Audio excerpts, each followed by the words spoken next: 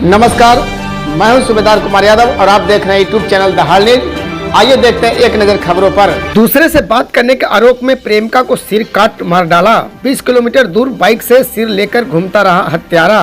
Police ने सिर कट्टी लाश को किया है बरामद। इस वक्त बड़ी खबर कैमूर से आ रही है। 11 जनवरी को युवती की सिर कट्टी लाश मिली थी। अब हत्या के 6 दिन बाद उसका सिर मिला है। पुलिस मामले की खुलासा कर दिया है। युवती की हत्या उसका प्रेमी ने की थी। दोनों साथ में कोचिंग पढ़ने जाते थे। प्रेमी हत्या के बाद प्रेमिका का सिर एक बैग में भरा और उसको लेकर बाइक से 20 किलोमीटर घूमता रहा। बाद में कोचिंग के पास से एक खंडरनुमा कुएं में फेंक दिया। आरोपी को शक था कि युवती किसी और से फोन पर बात करती है। प्राइज देने के बहाने उसे युवती को पहाड़ी पर बुलाया, वहां गला रेत कर मार डाला था।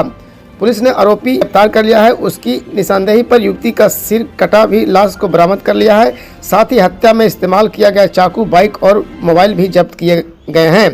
आरोपी पठान टोला निवासी सलीम कुरैशी का बेटा सलीम कुरैशी 20 वर्ष है और गुलबसा परवीन 20 वर्ष है। दोनों एक ही गांव के रहने वाले हैं। मामले की जानकारी कैमूर एसपी मोहन शर्मा ने दी है। दोनों के एक ही गांव में है। युवती और आरोपी दोनों साथ में भभुआ के चकबंद रोड में कंप्यूटर क्लास करते थे।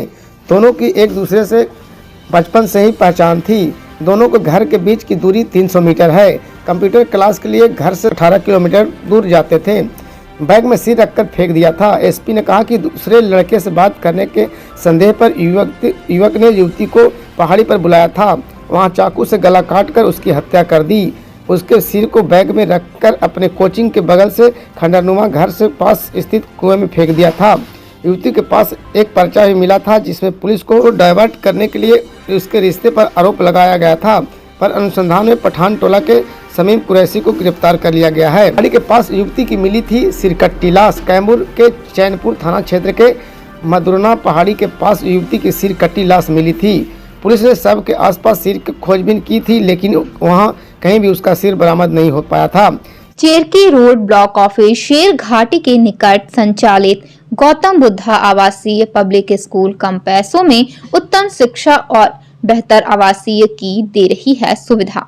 लड़के एवं लड़कियों के लिए अलग अलग छात्रावास, कंप्यूटर लैब, साइंस लैब और स्मार्ट क्लासेस की व्यवस्था। बच्चों के खेलने के लिए बेहतर सुरक्षित खेल की मैदान। सभी बच्चों के लिए एक्ली टेस्ट, कमजोर बच्चों के लिए एक्स्ट्रा क्लासेस की सुविधा। सांस्कृतिक गतिविधियों के लिए प्रशिक्षित टीचर के अलावा बच्चों के स्वास्थ्य और सुरक्षा का भरपूर ध्यान रखना। अनुभवी चिकित्सकों के द्वारा समय समय पर बच्चों के स्वास्थ्य की जांच करवाना।